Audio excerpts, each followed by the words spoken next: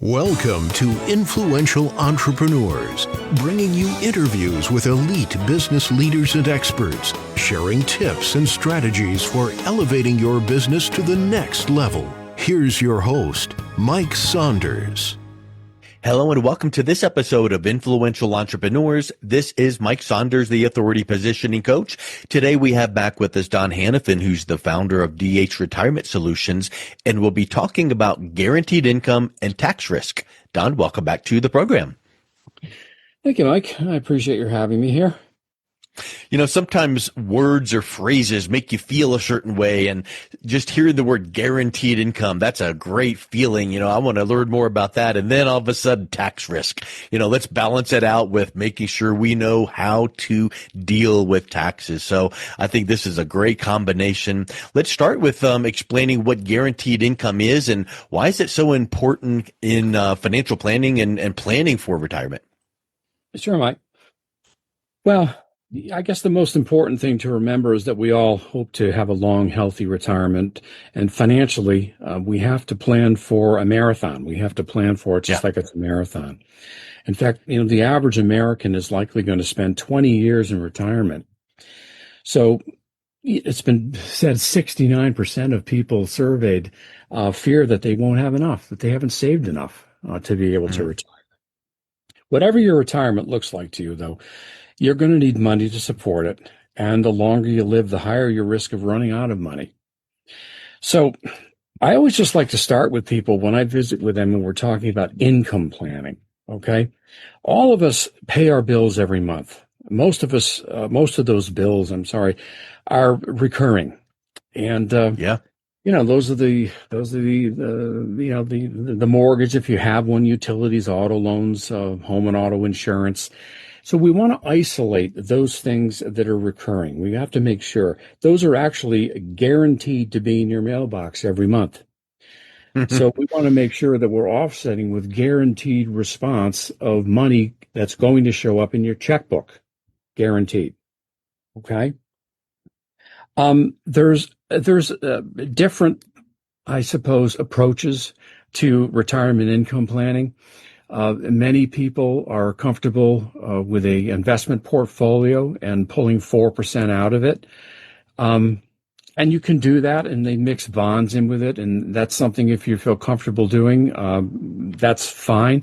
But that's not what we're talking about today. Those could be affected by market risk and bond fluctuations. So what I want to do is just talk about what's guaranteed, absolutely guaranteed. Okay. And what we're talking about there is called longevity risk. Okay. Mm-hmm. And because we're living longer, we're taking better care of ourselves, we're eating better, we're exercising. So we're kind of living longer than what decades past we were as a human population. So we need to make sure we have plenty of money to take care of that. That's exactly right. So we isolate what sources of income are guaranteed. And primarily the three things that are guaranteed are Social Security benefits, pensions, if you're lucky enough to have one, and annuities. I'm not here to villainize anything. I just want to talk about how these things work. These sources, though, they provide a steadfast, predictable income stream for life. So Social Security is a government program which provides a monthly benefit, and it's based upon your work history and earnings, and it has a cost of living in it, which is typically around 3%, a little under 3%. But it's important to note that Social Security was never intended to completely replace your working year's income, but to supplement it. Pensions, again, for those folks lucky enough to have them, are employer-sponsored plans that provide a fixed income stream, usually for life, and some of them also have a cost of living. So we take those two things, if you have those two things, and we say, what's left? Okay? And what we're trying to do is to remove the stress from someone living, and we use fixed indexed annuities for those things. That's my favorite because they're not subject to the market fluctuations. Just like if we were talking earlier about the index universal life policies, these have the same type of indexes in them. So if the index performs, you're able to capture the gain. If the index does not perform any particular year, all of the money that your annuity has earned, you keep, and you just go again next year. So until you need to turn that annuity on and begin to receive income, it's a very secure place to park your money. Yeah, that's I know we talked about that before, but that's a great point to bring up here with that guaranteed income concept. And there's no one correct formula that says you must do this every single time, but that's a great thing to keep in mind with those points, those products. Yeah. Um, so I just want to say there's sometimes people will say, well, I have other things that are guaranteed. I've got some rental income. I've got Hmm. investment income. Um, Typically, they're not typically considered guaranteed because of the fluctuations we talked about. Also, the renter stability. But Hmm. really, it's the annuities that are so important because what we're trying to do, Mike, is to take just enough money to backfill your income needs in Hmm. retirement, just enough. Everybody has a portfolio. Some of it is qualified money. That's your IRAs. Much of it is actually from working years. Some people have non-qualified savings and this and that. But what we're trying to do also, and very carefully with taxes also, is to make sure that we've got that income there so we can have the highest guaranteed income and the lowest taxes to be that you're responsible for every year. Yeah, that's a great point, and that makes it very important to sit down with someone and say, let's talk about what age you're going to retire. Let's talk about, are you going to have enough money to get through retirement? And is there a gap? And if there's, a gap, we need to make sure that there's some of that guaranteed income there that's not subject to the market volatility, because you just don't know. Like you said about rental income, yeah, sure, that could be a good source of solid income, but it's not guaranteed, because you could have a renter leave and be out of the property for 6 months, and now you've got a gap. But yet with some of these solutions you're mentioning, these are solid guaranteed income.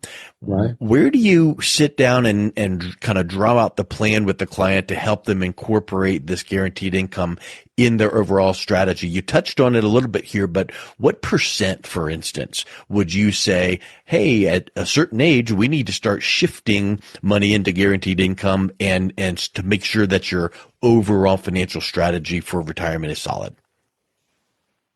Well, Mike, typically it's for people that are a little bit older. Hmm. Typically, if I'm doing seminars, it's for people that are just kind of planning about when to take Social Security, maybe when to take Medicare. If you're going to keep working, do you stay with your health insurance plan with your company?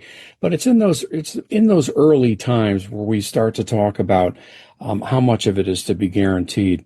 And I will tell you, Mike, some people that will come into my office and we'll have a visit with, they've got they've got very well balanced portfolios and they're comfortable with those portfolios. But if I ask them, tell me, would you like in retirement, would you like your income to be likely to succeed or contractually guaranteed? Mm. And the contractually guaranteed part is something actually that only annuities in the private sector, only annuities can offer you something that's contractually guaranteed. It's bomb-proof. Wow. So when we start from this approach, Mike, again, I'm not there to villainize what they have. I'm just saying, let's define the shortfall, and we can even maybe a little bit overfund the annuity. And why Hmm. would we do that? To make up for inflation or to have a little bit left over on the Hmm. side monthly for things that break. I mean, life happens, right? Things that don't behave all the time. But having the annuity coming in every month, because you know that those bills are going to be in your mailbox every month, takes the stress out of retirement. And we don't have to be worried so much about what's going on in the marketplace. Yeah, I can only imagine you've had clients that have made that shift and come in and said, in years past, we would just get a pit in our stomach when we opened up our retirement portfolio statement or watched the news. But now, since we put the money into these kind of products, we don't worry about it because it's contractually guaranteed. That's exactly right. And making contractually guaranteed means your lifestyle is now guaranteed. Yeah. Yeah, that's huge. And again, I like your approach to mentioning, let's even kind of go, if you need X, let's have a certain percentage above how much you would need to make sure that, if the car breaks down or, whatever the case comes up, or or you need some things that go outside of the parameters of what you've planned. So I think that's a good thing to keep in mind. You don't want to feel like, you're teetering on the edge of everything must work exactly like we planned, or else you have a little bit of a leeway there. So let's talk about that other aspect of the conversation, taxes. How could future tax changes impact retirement income? Well, Mike, it's been said, it's not what you earn, it's what you get to keep, and that's Yeah. really the genesis of planning your retirement income from a holistic standpoint. We use software. Most advisors would, and again, there's no set way, but we find generally by moving some things around here. For instance, any money that you have in an account, um, income from non-qualified accounts, I should say, stocks, bonds, whatever, those are taxed whether they're distributed or reinvested. So non-qualified income can cause Social Security to be taxed. So something like that, if you're not using it, especially if it's just been sitting there, maybe someone's had I don't know, an uncle or somebody pass away and left them a house or something and they sold it. And there's a considerable sum of money that's sitting there earning interest, but really isn't purposed in a better way. Something like that might be something that might be repositioned for income in retirement later on down the Mhm. road. We talk about RMDs. RMDs, there's Roth conversions to Roth RMDs can be great, but if you go on the internet and you look and see what they're doing on the internet, converting IRAs over to Roth IRAs, many times they're not speaking to the tax consequences of doing that. How's the whole thing going to happen? Yeah, we know the taxes that are going to be due in the conversion, but how is it going to affect your Social Security? Mhm. You want to be very careful about all of those things. The effective marginal brackets uh, within Social Security. What's going to happen to this? It's hard, Mike, to talk about this without going down a rabbit hole. But I just we're very careful about creating income that can't be outlived. We review these things every year with our folks to see what's going on. We don't do taxes. We're not really specializing in preparing taxes. What we're specializing in is distributions of monies in retirement.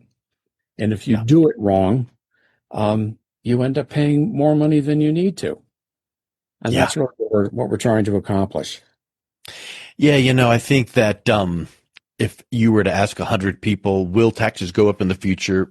147 would say yes. I mean, we don't know. Nobody knows, but the likelihood is taxes are going to go up. So we need to plan for it. And so that's a good point that you're bringing up there. You mentioned RMDs, those required minimum distributions. Talk a little bit about the tax implication of withdrawing from retirement accounts, from a tax implication, because I think that sometimes people think, oh, I'm required to pull money out, but this year I'm doing fine because we sold the boat. We don't need money, so we're not going to pull it out. So you might have a tax implication and a penalty there, right? You could, yeah, you could actually. You absolutely, if you are within the time frame that you're responsible to pull out an RMD and you skip it, Yeah. now there's a 25% penalty. It was reduced from 50%. Right. I'm sorry, I wasn't paying attention to the question. I'm sorry, Mike. Yes, you're absolutely right. You would have a Yeah. penalty for that. And I think in that respect, you need to make sure you've got people on your team, on your side, just making sure that you're staying up with those requirements and deadlines. Yep. Yep. You're absolutely right. I don't know, Mike. We were talking on another podcast, and I mentioned I don't know if these will all be available. I just want to say something because this relates to it too. Those qualified plans, the reason it's important to always have that on your mind if conversions will be appropriate is because taxes at their highest point in our country's history have been as high as 94%. For certain classes of people. So we have to remember that qualified plans, they do two things. They defer the taxes that are owed. We all know that. You get a tax break in the beginning, and it defers the taxes that you owe on those plans until later on. But they also defer the tax calculation, which is very important because there's quite a number of things going on in our country right now.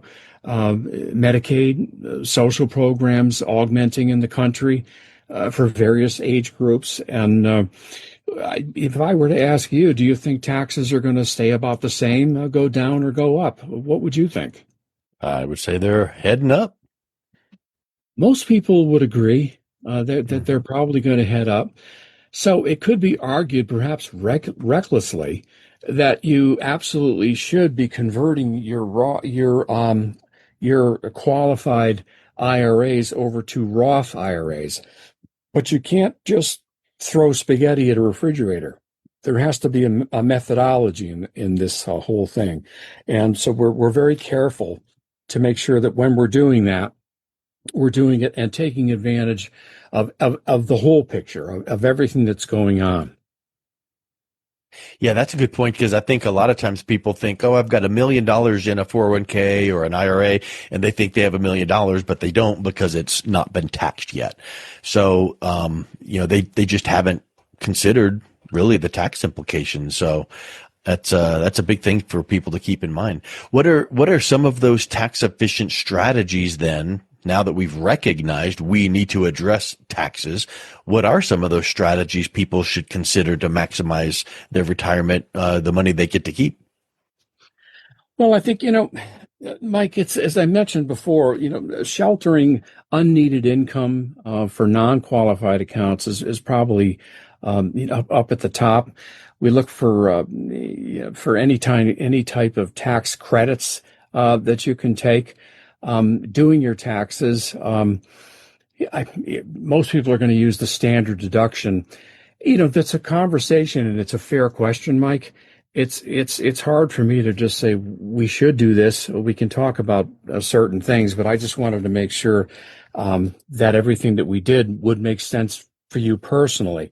I can tell you that when you go to see your CPA every year, unless you're a person of extreme means, where they're really helping, that there's a certain high income group of people where CPAs are much more engaged than they are with the average person or couple in the country. So typically for the average people, when they visit with CPAs, the CPA is using software during tax time that's looking back on the previous year, which might not be beneficial for middle to upper middle class people.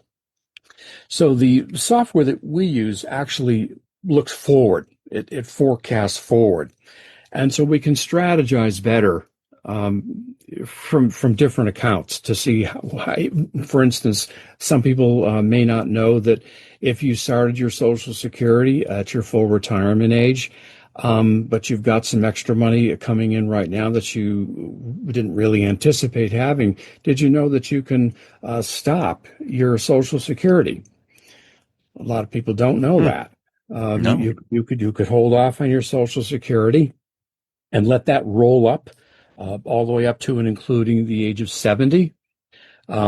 It's very important to have the high income earner, if possible, get up to age 70, especially for couples, because the surviving spouse would get that higher income if the higher age earner were to predecease he or she. Yeah, that's a really good point. Yeah, just another little example of this.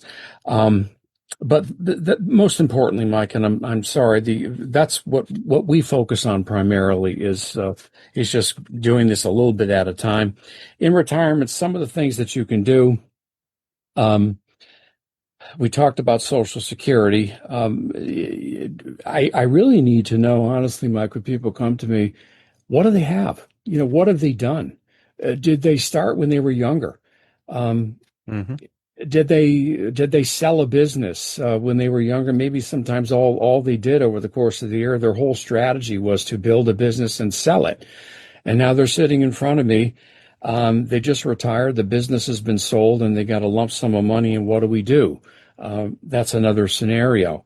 Um, so it's very important to know what if they have tax efficient strategies that they've put together during working years that we can use in strategizing. Um, so if they don't, some things that you can that we can talk about is Roth conversion, certainly. Qualified charity distributions. Hmm. Some people have a lot of money, and they have concerns about charities. You can do that, and you would be deferring your RMDs by giving that money away. That's not is not counted as a taxable income from your RMD. QLAC, if you've heard of that, it's something that's kind of growing now, a qualified longevity annuity contract. I'm not really in favor of these things, but again, they could strategize well if they come out. But basically, you can put a certain amount of money. Now, I believe it's up to $210,000, creating an income stream in the future, later on in life, and that would defer your RMDs. So you can fractionalize the RMDs that are coming out if you don't really need them for now. And again, do they have cash value life insurance? How can some of that be used, Hmm. to help us in those areas too? Um, how am I doing, Mike? Any other questions in that? Or?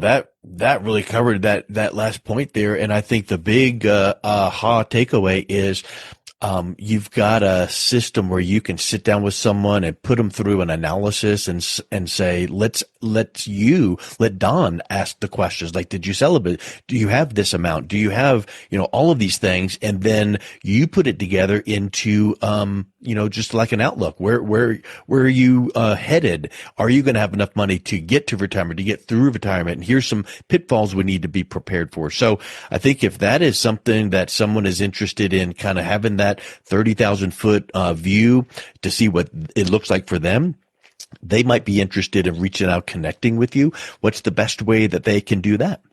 Yeah, no, that would be great, Mike. And I should mention, before I give you that information, that on my staff, on my team, we have all the resources necessary. Certified estate planners, fiduciaries, everything is there to help us guide you. You can reach me on my email at don@dhretirementsolutions.com, and my personal phone number to my desk, 413 area code 567-1745. Excellent. Well, Don, thank you so much for coming back on today. It was a real pleasure chatting with you again. Thank you, Mike. I appreciate your having me.